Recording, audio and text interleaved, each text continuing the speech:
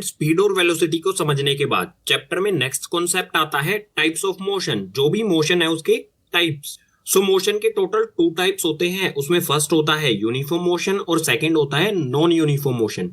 इस पेज पर समझ लेते हैं यूनिफॉर्म मोशन क्या होता है। सो यूनिफॉर्म मोशन में हमें दिया है when a body travels equal distance in equal interval of time then the motion is said to be uniform motion।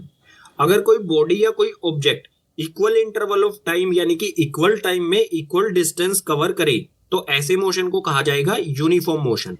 Example से समझ लेते हैं। सो यहाँ पर नीचे की तरफ हमें दिया गया है टाइम। सुबह का टाइम है 9 AM, 10 AM, 11 AM और 12 AM। और ऊपर की ओर हमें यहाँ पर दिया गया है डिस्टेंस। सो ये 0 किलोमीटर, ये 100 किलोमीटर, ये 200 और ये 300 किलोमीटर। सपोज कीजिए ये ट्रक अपनी मेन पोजीशन यानी कि 0 किलोमीटर से 9 बजे चलना स्टार्ट करता है। जब इसने चलना स्टार्ट किया तो उसके 1 घंटे बाद यानी कि 10 बजे इसने डिस्टेंस कवर कितना कर लिया, ये आ गया यहाँ पर। सो 0 से चला था 100 पर पहुंच गया 1 घंटे में, तो डिस्टेंस कवर किया इसने 100 किलोमीटर। बिल्कुल इसी तरह से 10 बजे यहाँ पहुंचा, फिर 1 घंटे बाद यानी कि 11 बजे ये पहुंच जाता है यहाँ पर। पहले 1 घंटे में इसने डिस्टेंस कवर किया था 100 किलोमीटर। अगले 1 घंटे में भी इसने क्या किया, अगर 100 से चला 200 पर पहुंचा यानी कि फिर से क्या किया, 100 किलोमीटर डिस्टेंस कवर किया। और वो भी सेम इंटरवल ऑफ टाइम में। यहाँ पर भी 1 आवर था, यहाँ पर भी 1 आवर यानी कि 1 घंटा। इसके बाद 200 से चल के ये पहुंच जाता है 300 किलोमीटर पर और यहाँ पर पहुंचता है 12 बजे। तो यहाँ पर भी 1 आवर का टाइम इसने कंज्यूम किया और टोटल डिस्टेंस कितना ट्रेवल किया, यहाँ पर भी 200 से लेके 300 यानी कि 100 किलोमीटर। तो आप देख सकते हैं पहले वाले आवर में ये 100 किलोमीटर चला, नेक्स्ट वाले आवर में ये 100 किलोमीटर चला, उससे अगले आवर में भी ये कितना चला, 100 किलोमीटर। यानी कि इक्वल इंटरवल ऑफ टाइम में ये इक्वल डिस्टेंस कवर कर रहा है। तो इस तरह के मोशन को कहा जाता है यूनिफॉर्म मोशन। अब अगर यूनिफॉर्म मोशन को ग्राफिकली शो करना हो तो वो किस तरह से किया जाएगा। सो सपोज कीजिए ये ग्राफ है, ये हमारी एक्स एक्सिस जिस पर हमने लिया है टाइम और ये वाई एक्सिस जो है डिस्टेंस। तो अगर यूनिफॉर्म मोशन का ग्राफ बनाया जाए तो वो बिल्कुल एक स्ट्रेट लाइन में जाएगा। बिल्कुल स्ट्रेट लाइन अगर हो तो इस तरह के मोशन को कहा जाता है यूनिफॉर्म मोशन। मोशन का सेकंड टाइप होता है नॉन यूनिफॉर्म मोशन। सो इसमें हमें दिया है when a body travel unequal distance in equal interval of time it is said to be non uniform motion। कोई ऑब्जेक्ट या कोई body equal interval of time यानी कि इक्वल टाइम में अनइक्वल डिस्टेंस अगर कवर करे तो इस तरह के मोशन को कहा जाएगा नॉन यूनिफॉर्म मोशन। इसे भी एक एग्जांपल से समझ लेते हैं। सपोज कीजिए ये ट्रक है, अपनी मेन पोजीशन यानी कि 0 से ये चलना स्टार्ट करता है 9 बजे। 1 घंटे बाद यानी कि 10 बजे ये पहुंच जाता है यहाँ पर और इसने डिस्टेंस कवर किया अब 70 किलोमीटर। सो फर्स्ट आवर में इसने डिस्टेंस कवर किया 0 से 70 यानी कि 70 किलोमीटर। इसके 1 घंटे बाद यानी कि 11 बजे मान लीजिए ये पहुंच जाता है यहाँ पर और अब ये अपनी मेन पोजीशन से आ गया है 200 किलोमीटर दूर। अब फर्स्ट आवर यानी कि पहले घंटे में ये टोटल चला था 70 किलोमीटर और सेकंड आवर यानी कि 10 से 11 बजे के बीच ये कितना चला, अगर 200 में से 70 को माइनस कर देंगे तो ये आ जाएगा 130 किलोमीटर। पहले घंटे में ये सिर्फ चला 70 किलोमीटर, उससे अगले घंटे में ये चला 130 किलोमीटर। यहाँ पर टाइम तो बिल्कुल, यहाँ पर भी 1 आवर था, यहाँ पर भी 1 आवर था, टाइम तो बिल्कुल इक्वल था, लेकिन इसने डिस्टेंस जो कवर किया वो अनइक्वल था। अगर इक्वल इंटरवल ऑफ टाइम में अनइक्वल डिस्टेंस कवर करे तो इस तरह के ही मोशन को कहा जाता है नॉन यूनिफॉर्म मोशन। अब बात आती है नॉन यूनिफॉर्म मोशन का ग्राफ किस तरह का होगा। सो ये हमारी एक्स एक्सिस यानी कि टाइम और वाई एक्सिस यानी कि डिस्टेंस। नॉन यूनिफॉर्म मोशन का ग्राफ कभी भी स्ट्रेट लाइन में नहीं होगा। स्ट्रेट लाइन नहीं होनी चाहिए, बाकी किसी भी तरह की लाइन हो सकता है ये जिगजैग हो, इस तरह से हो सकता है ये कर्व्ड लाइन में हो इस तरह से, और हो सकता है कर्व्ड लाइन डाउनवर्ड भी हो। स्ट्रेट लाइन अगर नहीं है ग्राफ पर तो इस तरह के मोशन को ही कहा जाता है non uniform motion. Straight line के अलावा किसी भी तरह की लाइन होगी तो। अब आगे बढ़ने से पहले देख लेते हैं सिंबल्स। जो भी हमारी फिजिकल क्वांटिटीज थी, जो भी हमारी टर्म्स थी, उनके सिंबल्स क्या होंगे। अलग अलग बुक्स में अलग अलग सिंबल्स हो सकते हैं, लेकिन हमें फॉलो करना है एनसीईआरटी को। जो भी एनसीईआरटी में सिंबल्स दिए गए हैं उन्हीं के बारे में डिस्कस करेंगे। सो यहाँ पर दिया है सिंबल्स। इसमें हमारी फर्स्ट फिजिकल क्वांटिटी है डिस्टेंस। डिस्टेंस का सिंबल होता है स्मॉल एस। जहां पर भी स्मॉल एस लिखा होगा हमें समझ जाना है वहां पर डिस्टेंस की बात हो रही है। इसके बाद है डिस्प्लेसमेंट। डिस्प्लेसमेंट का सिंबल होता है डेल्टा एस। जो ये ट्रायंगल बनाया है ये है डेल्टा, इसे कहा जाता है डेल्टा, और इसके बाद एस, ये हो गया डिस्प्लेसमेंट का सिंबल। इसके बाद है इनिशियल वेलोसिटी। इनिशियल वेलोसिटी या इनिशियल स्पीड दोनों का एक ही सिंबल होता है और ये होता है स्मॉल यू। स्मॉल यू से हम रिप्रेजेंट करेंगे इनिशियल वेलोसिटी या फिर इनिशियल स्पीड को। इसके बाद है फाइनल वेलोसिटी। फाइनल वेलोसिटी का सिंबल होता है स्मॉल वी। फाइनल वेलोसिटी या फिर फाइनल स्पीड, इन दोनों का एक ही सिंबल होता है स्मॉल वी। अब टाइम, टाइम का सिंबल होता है स्मॉल टी। और इसके बाद है एसिलरेशन। एसिलरेशन का सिंबल होता है स्मॉल ए। और जो हमारी स्पीड या फिर वेलोसिटी होती है ये भी प्रेजेंट स्पीड या प्रेजेंट वेलोसिटी होती है। सो इन दोनों का सिंबल भी हो जाएगा स्मॉल वी। स्पीड और वेलोसिटी इन दोनों का सिंबल भी हो गया हमारा स्मॉल वी। अब यहाँ पर एक पॉइंट और क्लियर कर देता हूं, जो भी स्पीड या वेलोसिटी है इन दोनों को हम एक दूसरे की जगह पर यूज कर सकते हैं क्योंकि इनमें माइन्यूट सा डिफरेंट होता है।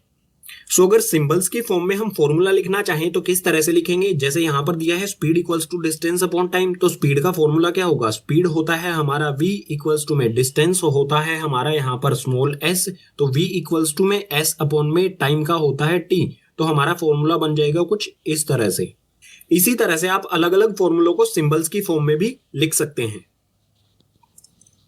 अब चैप्टर में नेक्स्ट फिजिकल क्वांटिटी आती है एसेलरेशन। एसेलरेशन क्या होता है? सो यहां पर हमें दिया है the rate of change of velocity of an object with respect to time is called acceleration. किसी ऑब्जेक्ट की वेलोसिटी में चेंज होने की रेट को ही कहा जाता है एसेलरेशन। नेक्स्ट लाइन में दिया है it is a vector quantity. Acceleration vector quantity होती है, यानी कि इसमें डायरेक्शन और मैग्नीट्यूड दोनों चीजें होती हैं। और डायरेक्शन चेंज होने पर एसेलरेशन में भी चेंज हो सकता है। अगर एसेलरेशन को मैथमेटिकली एक्सप्रेस करना हो तो ये किस तरह से किया जाएगा? बिल्कुल सिंपल है। सपोज कर लीजिए किसी ऑब्जेक्ट की इनिशियल वेलोसिटी u है, फाइनल वेलोसिटी v है और टाइम है t।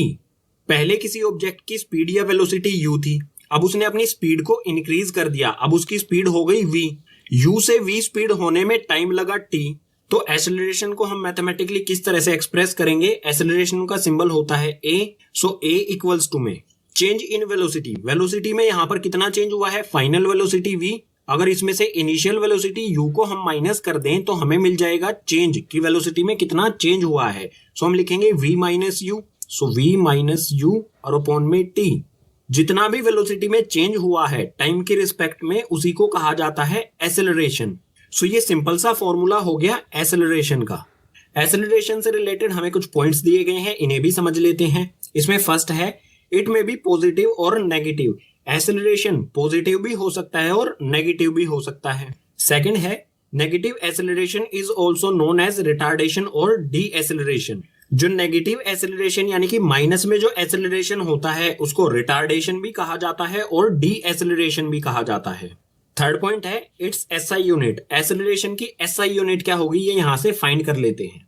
ऊपर दिया है हमें वेलोसिटी, वेलोसिटी की एसआई यूनिट क्या होती है? मीटर पर सेकंड। सो यहां पर मैं लिखता हूं मीटर पर सेकंड यानी कि मीटर अपॉन सेकंड। और यहां पर दिया है नीचे टाइम, टाइम की एसआई यूनिट होती है सेकंड। सो सेकंड पहले से ही है, एक और सेकंड आ जाएगा, इसमें मल्टीप्लाई हो जाएगा। तो यहां पर ये आ गया मीटर अपॉन में सेकंड मल्टीप्लाई में सेकंड, तो ये हो जाएगा मीटर पर सेकंड स्क्वायर। और यही हो जाएगी एसेलरेशन की एसआई यूनिट। यहां पर मैं लिख देता हूं ये होगा मीटर पर सेकंड स्क्वायर। एसेलरेशन को मेजर किया जाता है मीटर पर सेकंड स्क्वायर में। अब नेक्स्ट पेज पर पॉजिटिव एसेलरेशन और नेगेटिव एसेलरेशन का एक एग्जांपल ले लेते हैं। किन कंडीशन में पॉजिटिव एसेलरेशन होगा और किन कंडीशन में नेगेटिव एसेलरेशन होगा। ओके, अब पॉजिटिव एसेलरेशन कब होगा? When initial velocity lower than final velocity. Initial velocity हमारी कम हो और फाइनल वेलोसिटी ज्यादा हो तो एसेलरेशन होगा पॉजिटिव। यानी कि हमारी स्पीड या वेलोसिटी अगर इंक्रीज हो रही है तो वो होगा पॉजिटिव एसेलरेशन। एक सिंपल सा यहाँ पर एग्जांपल ले लिया है। u यानी कि इनिशियल वेलोसिटी है 20 मीटर पर सेकंड, v यानी कि फाइनल वेलोसिटी है 50 मीटर पर सेकंड और टाइम लिया है इस वेलोसिटी चेंज होने में 5 सेकंड्स। इनिशियल वेलोसिटी कम है, फाइनल वेलोसिटी ज्यादा है, तो इस कंडीशन में एसेलरेशन होगा पॉजिटिव। एसेलरेशन का फॉर्मूला क्या होता है? a equals to v minus u upon में t। तो इस कंडीशन में हम एसेलरेशन अगर फाइंड करेंगे तो ये आएगा v माइनस यू, तो 50 माइनस 20। सो सिंपल है 50 minus 20 divide by time. Time है यहाँ पर 5 सेकेंड। सो ये आ गया 5। 50 में से 20 को माइनस करेंगे तो ये आ जाएगा 30 और अपॉन में 5 एज इट इज।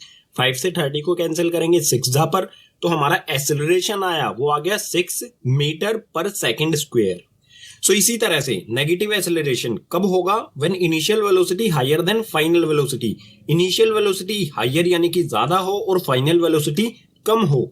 सो इसका भी एक सिंपल सा एग्जांपल ले लेते हैं। इनिशियल वेलोसिटी यानी कि u ये है 100 मीटर पर सेकंड, उसके बाद हमारी वेलोसिटी हो गई कम, फाइनल वेलोसिटी आ गई 60 मीटर पर सेकंड, यानी कि हमने स्लो कर दिया अपना जो भी ऑब्जेक्ट जो भी व्हीकल है उसको।